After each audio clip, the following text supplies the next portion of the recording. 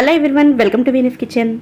ఎప్పుడు చేసుకునే ఇడ్లీలు దోశలు కాకుండా బేకింగ్ సోడా ఈనోల్ని ఉపయోగించకుండా ఇన్స్టెంట్గా అప్పటికప్పుడు బ్రేక్ఫాస్ట్ని ఎలా ప్రిపేర్ చేసుకోవాలో ఈరోజు వీడియోలో చూద్దామండి. ఈ సింపుల్ బ్రేక్ఫాస్ట్ని ప్రిపేర్ చేయడం కోసం ముందుగా ఒక బౌల్లోకి 3/4 కప్పు వరకు బియ్యం పిండిని తీసుకోవాలి. ఏ కప్పుతో అయితే బియ్యం పిండిని తీసుకున్నామో అదే కప్పుతో అరకప్పు వరకు బొంబాయి రవ్వను వేసుకోవాలి.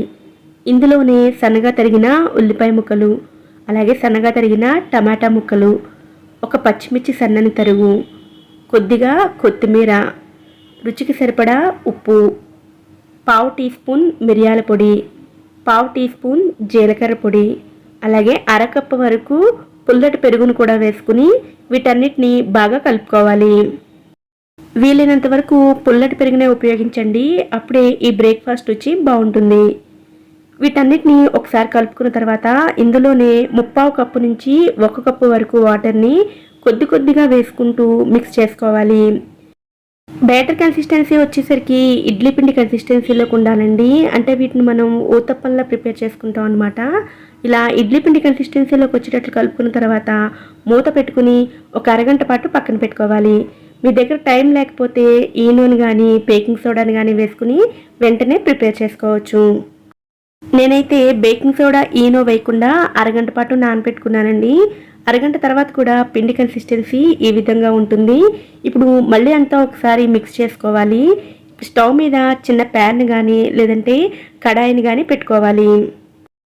ప్యాన్ హీట్ అయిన తర్వాత ఒక స్పూన్ ఆయిల్ని వేసుకుని ముందుగా ప్రిపేర్ చేసుకున్న బ్యాటర్ని ప్యాన్లో వేసుకుని స్ప్రెడ్ చేసుకుని మూత పెట్టుకుని మీడియం ఫ్లేమ్లో 3 నుంచి 4 నిమిషాల వరకు కుక్ చేసుకోవాలి. 3 నిమిషాల తర్వాత మూత తీసుకుని రెండో వైపు ఫ్లిప్ చేసుకుని అంచుల నుంచి మళ్ళీ ఆయిల్ని వేసుకుని రెండో వైపు కూడా 2 నుంచి 3 నిమిషాల పాటు ఫ్రై చేసుకోవాలి.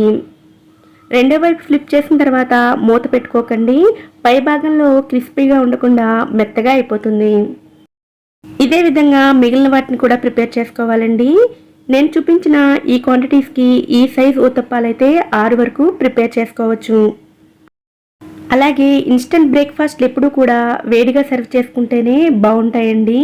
చల్లారిపోతే వాటి రుచిని పూర్తిగా ఎంజాయ్ చేయలేరు. కనుక వీలైనంత వరకు వేడిగా సర్వ్ చేసుకోవడానికే ప్రయత్నించండి. ఇలా ప్రిపేర్ చేసుకున్న ఇన్స్టెంట్ ఊతప్పాలని చట్నీతో సర్వ్ చేసుకోవచ్చు, లేదంటే టమాటో కెచప్తో తీసుకున్నా కూడా బాగుంటాయి. ఈ వీడియో కనుక మీకు నచ్చినట్లయితే వీడియోని లైక్ చేయండి. ఇలాంటి మరిన్ని రెసిపీస్ కోసం ఛానల్ని సబ్స్క్రైబ్ చేసుకోండి. నోటిఫికేషన్స్ కోసం పక్కనే ఉండే బెల్ ఐకాన్ని కూడా యాక్టివేట్ చేసుకోండి. Thanks for watching.